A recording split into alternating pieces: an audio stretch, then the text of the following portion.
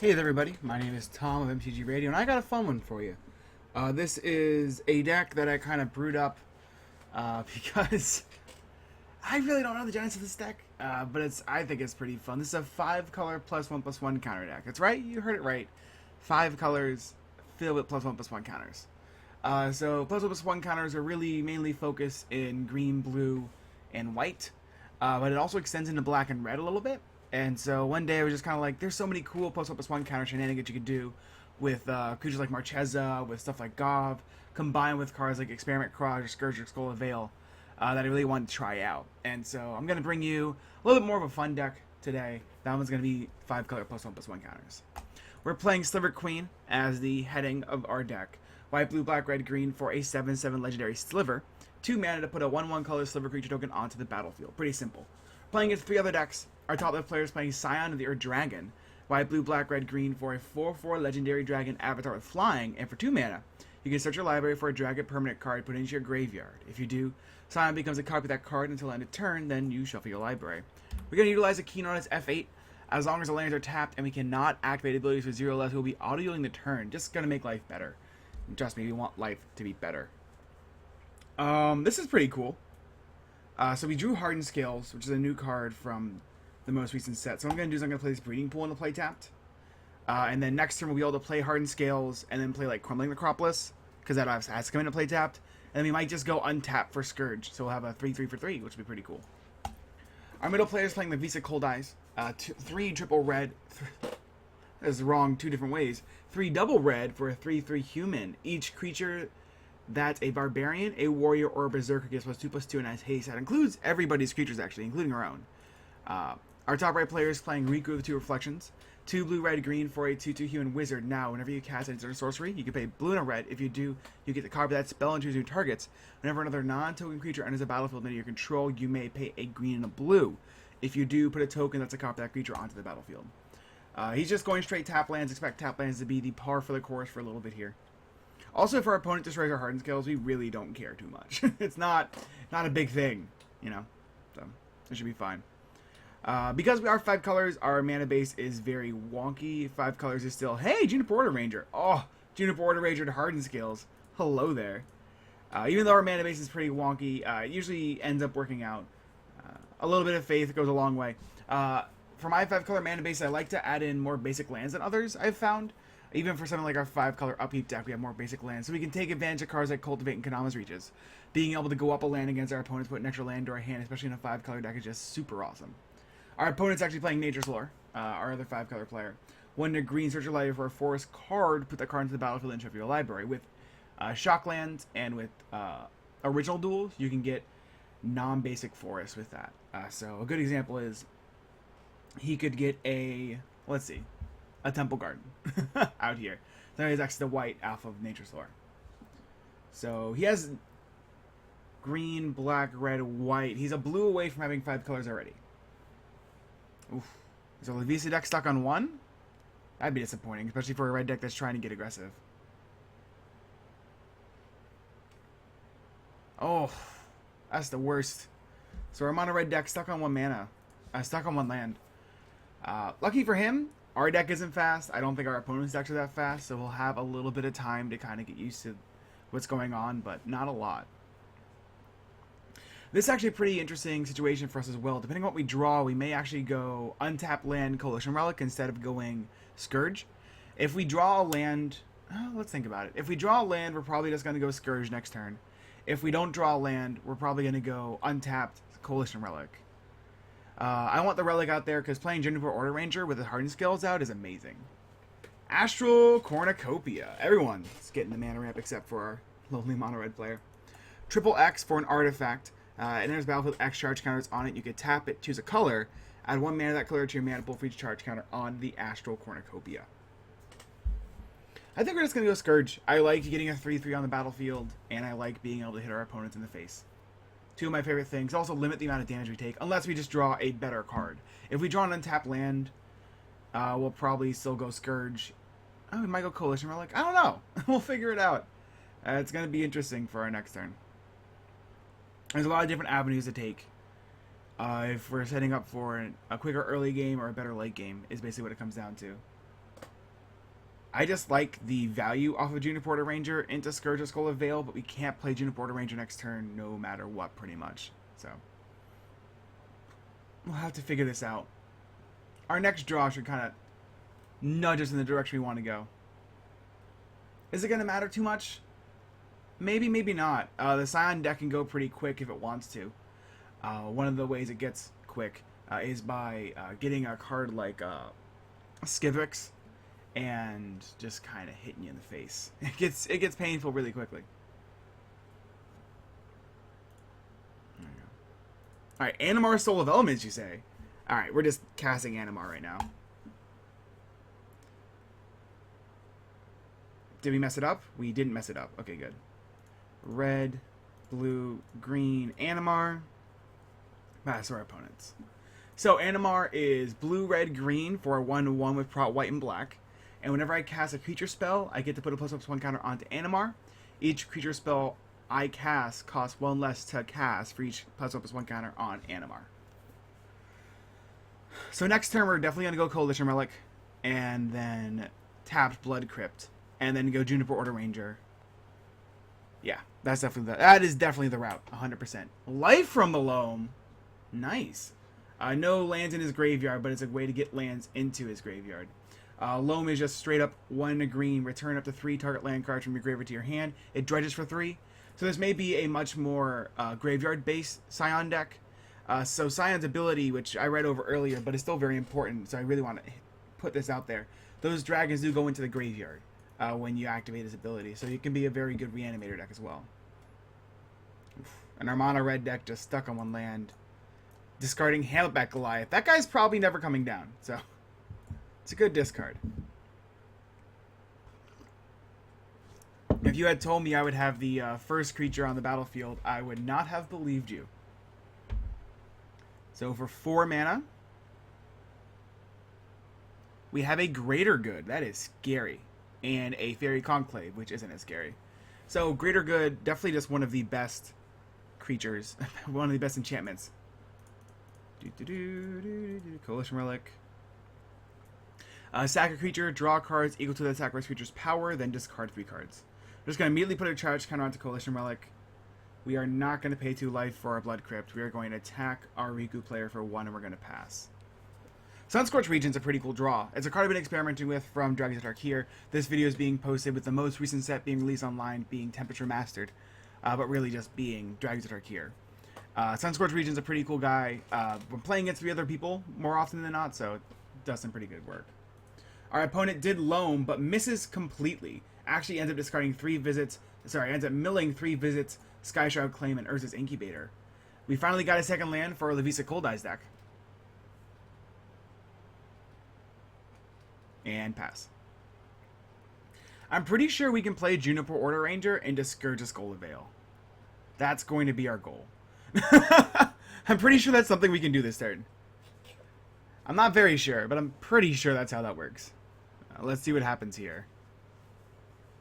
I wouldn't be surprised to see Riku come down. That's what I would cast here. Archetype of Imagination is dead. Creatures you control as flying. Creatures your opponent's control cannot have and will not gain flying. I would like to add a green. So green, white, 1 is Juniper Order Ranger. That's going to trigger Animar. Animar is going to get 2+1/+1 counters from Hardened Scales. Juniper Order Ranger is going to come onto the battlefield. And then I can play Scourge of Skull of Vale for 1 because Animar is not 4. Right. This gets 2, this gets 4, this gets 5. 5 color +1/+1 counters. Ho! We're still good, just going to attack the player with Greater Good. I'm not worried about the Scion deck. I've got a lot of time to deal with the Scion deck. He's been missing lands religiously, and our mono red deck as well. We also got all of our creatures out of range of the mono red deck right now, and we just get to have it get blocked by an Archetype of Imagination, which is great. Even if he goes the Greater Good here, which is more than likely with this block, which is what he'll do, he is only at parity. He basically draws 3, discards 3, which is fine. Super fine.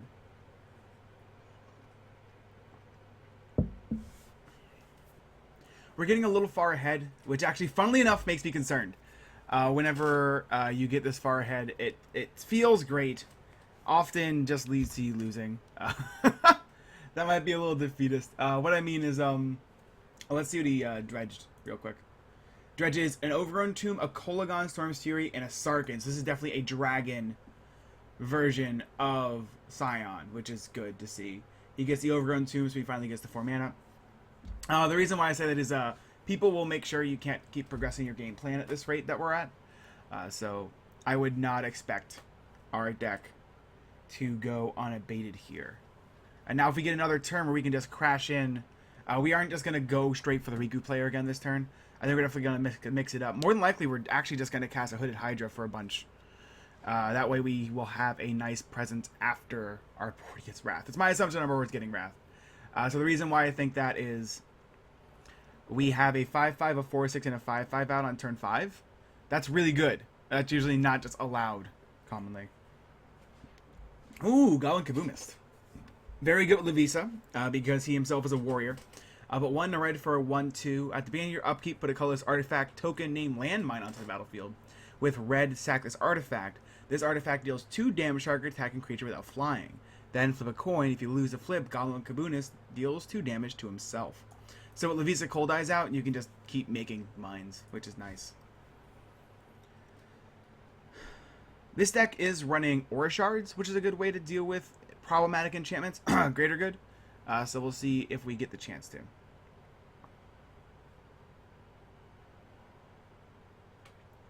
Alright, we got another 6-drop coming down. Nope, just Riku. Welcome to the battlefield, Riku. Riku, of course, 2 blue, red, green for a 2-2. It's a wizard, it's a human. Whenever you cast an instant or sorcery spell, you may pay blue and a red. If you do, copy that spell. Necropolis Regent, you say. Man. Oh, we can cast her. Wow. Whenever you cast an instant or sorcery spell, you may pay a blue and a red. If you do, copy that spell. You may choose new targets with a copy. Whenever another non-token creature enters the battlefield under your control, you may pay a green and a blue. If you do, put a token that's a copy of that creature onto the battlefield. So we've got a couple of different options here. I'm still very tempted to just go Hooded Hydra, decrease by 4 from Animar as a 4, 5, 6, 7 as a 7-drop. It means we don't have Necropolis Regent on the battlefield, but again, I'm just very concerned about a Wrath effect coming out of any of these decks. So I don't want to put too much stuff on the battlefield that doesn't recoup us some value. So I think we're definitely going to be going Hooded Hydra. Our Riku deck didn't really leave up mana to be able to counter any spells. I guess this could be an Arcane Denial, but we'll figure it out together. So if we are going to play something, we want to play it pre-combat so Animar gets bigger. So that's what we'll do. The good news is he has Prot White and Black. So he's not going to get removed from some sort of targeted removal. Green, green. I would like to reduce his cost by 4, 5, 6, 7. So yeah, we're going to play our Hooded Hydra as a 7-7 here, which will actually be a 9-9? An 8-8. A 9-9. A 10-10. Thank you, Juniper Ranger. Okay. So when this dies, I put a 1/1 snake creature token onto the battlefield for each ++1 counter on it. So now we can recoup our value. We can actually just sack... Whoa. How much damage is that? That would put 10 1/1s on the battlefield. That would put this to a 26-8. And that would be 10 3/3s? Right? Right.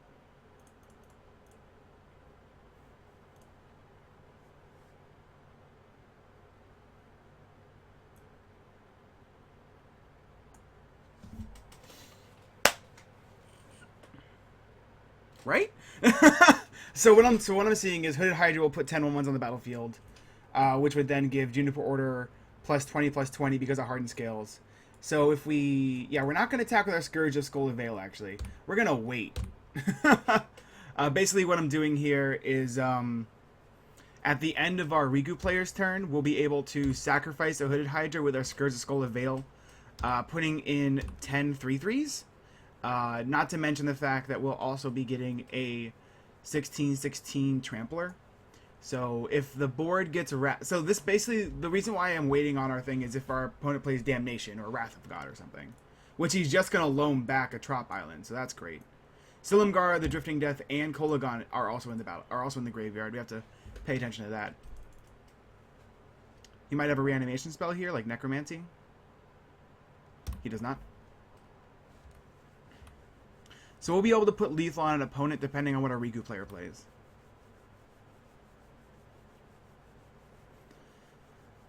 Because we'll have an 16... I'll have a 16-16.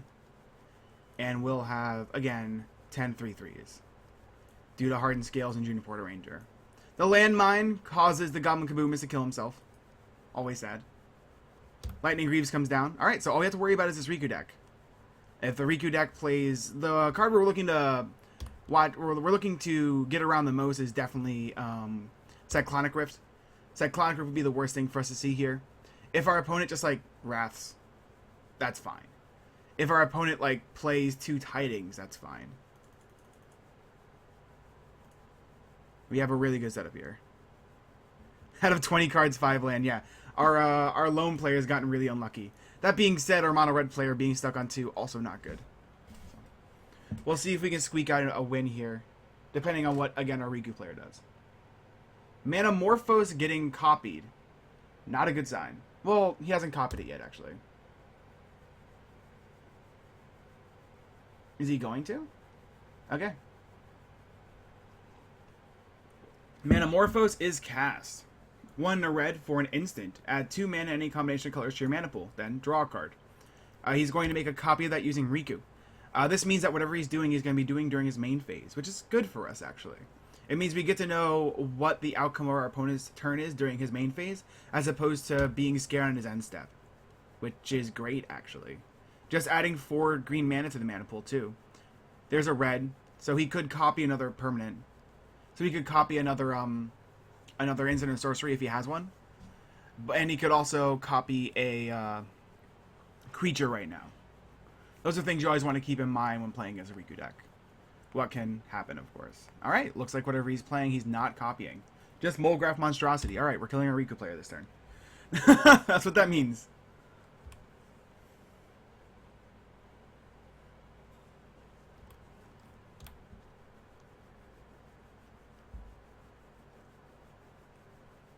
I really hope that what I'm saying is going to happen happens. I'm pretty sure the math works out well. Thanks to Junior Porter Ranger Hardened Skills, so we should be okay. Riku even getting in for 2 damage. Just no respect. I love it. Alright. End of his turn.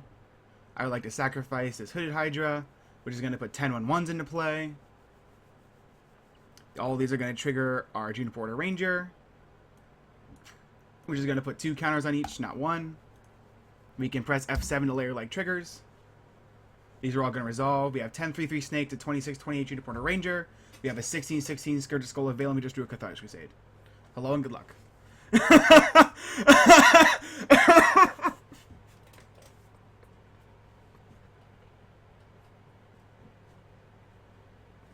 This deck doesn't do this that often. I'm going to be honest with you guys. We don't usually get this good. Okay, so how do we kill more than one person? If we send all the snakes this way and the Scourge, we kill this player. If we send all the snakes this way and the Animar this way, we kill this player. No, we don't. He blocks Animar. If we send all the snakes this way and the Scourge this way, this player dies. 26 plus 7 would put him to exactly 1. Wait, no, we play a creature first and then he's dead as well. I know just the creature I want to play first. Gonna cast Acropolis Region here.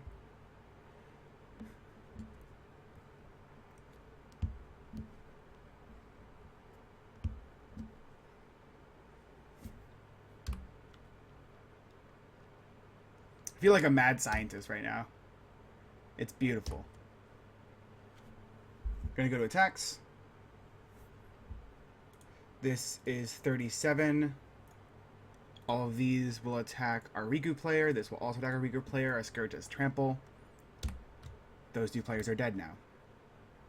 May they rest in peace. Also, in Acropolis Region, whenever a creature I control deals combat damage to a player, put that many +1/+1 counters on it. Unless our opponent, unless he kills the Scourge of Skull of Veil at instant speed, which he can do, Rapid Hybridization, Pongify are both cards that exist in Magic. We'll see. He has a Garrick's Horde and an Archetype of Imagination. He could have sacrificed this before blocks to bring back both of those cards, but that wouldn't have mattered because of how big the Skirt of Skull Veil is. Basically just want to see if this works. He does sack the Molgroth Monstrosity to Greater Good here.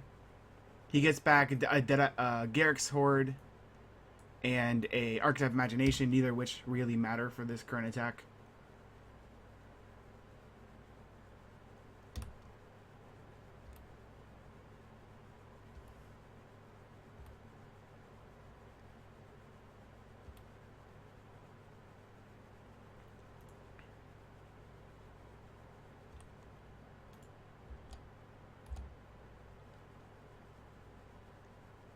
I'm putting GG in chat. You can't see it because my head's covering it, but they're all dead.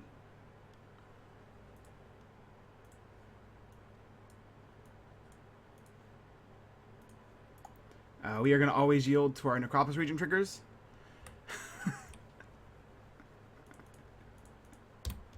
We're going to tap and pass. Your turn.